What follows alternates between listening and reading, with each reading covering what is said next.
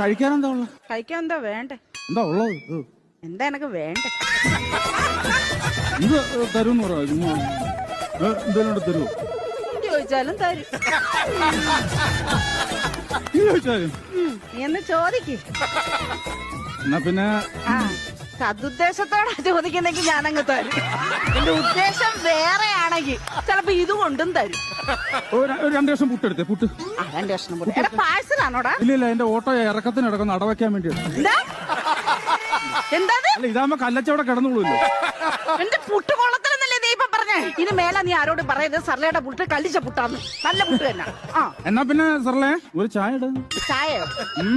പതച്ച ചായ വേണോ പതക്കാത്ത ചായ വേണോ? പതക്കാത്ത മതി. ശരി, പതക്കാത്ത. എന്താ പേരിനെ കൊല്ലണോ? നിനക്ക് പതക്കാത്ത മതി എന്ന് പറഞ്ഞില്ലേ? പതപ്പിച്ചെടുത്തോ.